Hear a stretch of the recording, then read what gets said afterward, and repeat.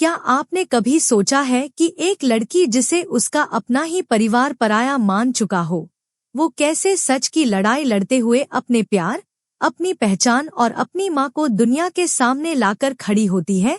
कहानी शुरू होती है ईशा से, जो सीरियल पति ब्रह्मचारी की वो नायिका है जिसने अपनी किस्मत के आगे कभी घुटने नहीं टेके, चाहे हालात कितने भी कठिन क्यों न हुए हों।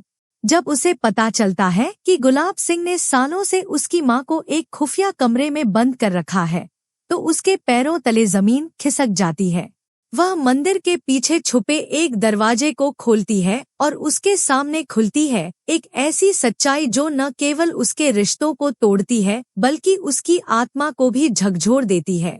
गुलाब सिंह, जिसे परिवार का आदर्श माना जाता था, असल में उस बेटी का गुनहगार निकला जो सालों से अपनी माँ के लिए तरस रही थी। ईशा जब अपनी माँ से मिलती है तो उसका दर्द, उसकी तकलीफ, उसकी आंखों से बहती आंसुओं की धार सब कुछ कह देती है।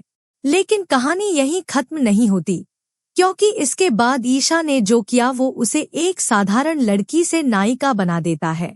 उसने न सिर्फ गुलाब सिंह का सच सबके सामने लाने का प्रण लिया, बल्कि सूरज के लिए जो प्यार उसके दिल में धीरे धीरे पनप रहा था, उसे भी समझने लगी थी।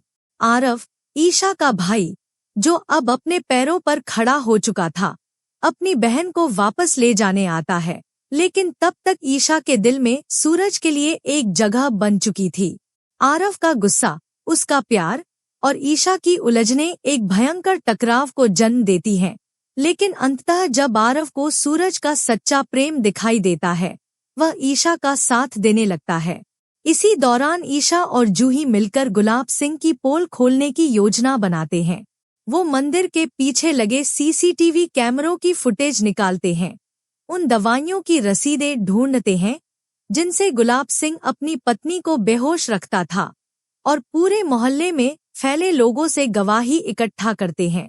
दूसरी ओर मधुबाला और रोली, जो ईशा के खिलाफ साजिशें रचती आई थी, अब अपने ही जाल में फंसने लगी है।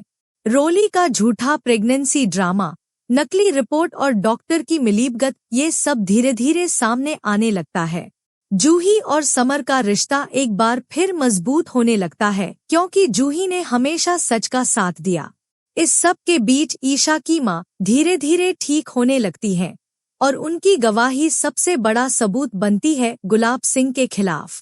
कोर्ट में ईशा खुद अपनी माँ की तरफ से केस लड़ती है और पूरी हिम्मत के साथ बताती है कि कैसे एक बाप ने अपनी बेटी को माँ से दूर रखा, कैसे एक पति ने अपनी पत्नी की आज़ादी छीन ली।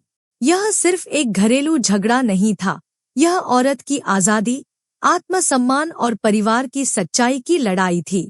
कोर्ट में जब जज गुलाब सिंह को दोषी ठहराते हैं, तो पूरे गांव की आंखों में आंसू आ जाते हैं, कोई दुख के, कोई शर्म के और कोई राहत के। कहानी वहीं समाप्त नहीं होती। जब ईशा सूरज से मिलती है और कहती है कि उसने उसे हमेशा एक अच्छा इंसान माना, लेकिन अब वो उसे अपना जीवन साथी बनाना चाहती है, तो सूरज की आंखों में भी वो चमक लौट आती है जो ईशा की पहली झलक में थी। शादी होती है, लेकिन इस बार जबरदस्ती नहीं, बल्कि दो आत्माओं की सहमति से। आरव, जूही, समर सभी खुशी से झूम उठते हैं, और सबसे ज्यादा खुश होती है ईशा की माँ, जो सालों बाद अपनी बेटी की विदाई अपने आशीर्वाद से करती है।